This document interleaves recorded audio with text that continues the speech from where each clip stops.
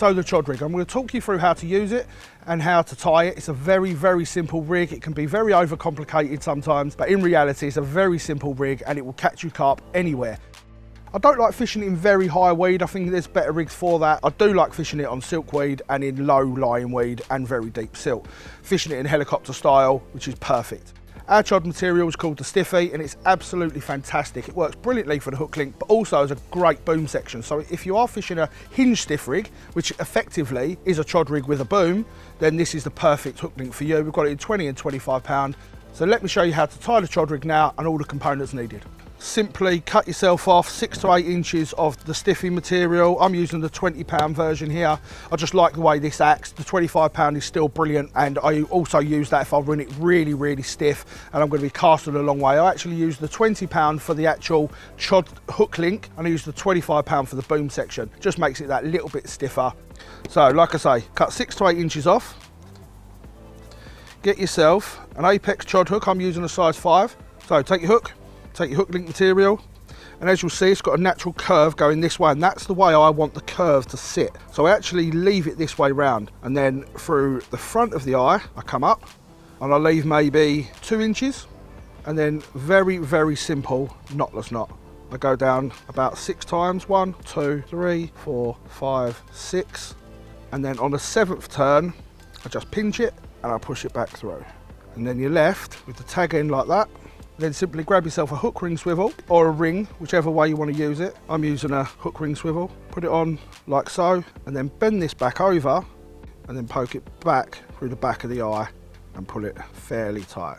So you end up with quite a small loop like so. Then I fold the main hook link out of the way and I cut off and I leave about 10 mil.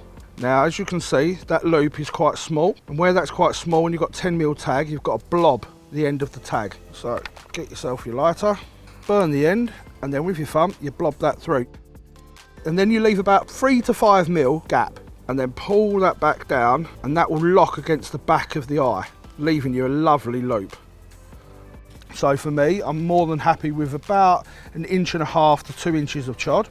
I do believe that once it goes into the silt or into the weed, a 2-inch chod will not actually be 2 inches bolt up right off the bottom. You've got a nice curve into it as well. A lot of big fish get caught on 3 or 4 inch chod rigs. So be aware that although it might look really long, when it's cast out and it's settled into the sediment or into the weed, it's actually not very, very high off the bottom. Because this hook link is very stiff, you don't have to do any complicated knots. A simple 2 or 3 turn blood knot. Take yourself a size 11, flex your ring swivel, place it through the small eye and then pull it down. I'll leave maybe 1.5 inches is about my go-to.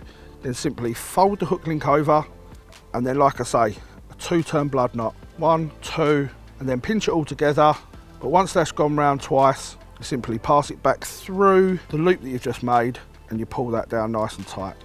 And then ideally you want to just knead it down. So pull the hook link down, pull the tag end, get it as nice and neat as possible. Don't just yank it. And get yourself a hook puller, and on the loop end you put the hook so it doesn't pop out. And then if you've got another one, fantastic. If you haven't, just use your fingers and then you pull it nice and tight like so. Once you've done that, cut off the tag end, leaving approximately 2 or 3 mil, and then I always blob the end of these, and that beds perfectly against the knot. So don't ever worry about a 2 turn blood knot. If you blob the end, it won't ever slip out. Now, very simply, once I've got that done, I'll just give it an extra pull just to take any of the stretch out, and that will straighten any kinks, anything out at all. Unhook it, and as you'll notice now, that is dead straight. But with the Chod rig, you actually don't want it to be dead straight. You need a curve into it. Imagine the hook where it's coming out the front of the eye. I want that to carry that curve on. So with thumb and forefinger, you simply make the curve. Be neat with this, make it perfect. As you can see, that is a lovely curve in there. So there is the Chod rig. Absolutely fantastic hooking capabilities. Doesn't matter what way the carp comes in, it will want to spin and hook at the bottom lip. It's just so perfectly suited for it. A Sub-Zero is absolutely spot on for it. Just runs up and down the line. Doesn't matter whether you're fishing it 6 inches from the lead, or whether you're fishing it 6 foot from the lead, it will always present itself perfectly. So it doesn't matter where you fish, you can cast out knowing you're going to be fishing perfectly every single time. So that's the rig. I'll attach a hook bait, then I'm ready to go. grab a pop-up. They have to be very buoyant with chod rigs because they have to stick bolt upright all the time. This rig really only works for a pop-up rig. Grab some floss, take about 4 or 5 inches off of that, then very simple, through the eye of the hook ring swivel, double it over, hook that on, pull it down, and then pull it nice and neatly down the barrel of the swivel. So you've got absolutely loads of movement still. The swivel isn't impeding the rig in any way, shape or form. Cut off, so you've got 5mm left.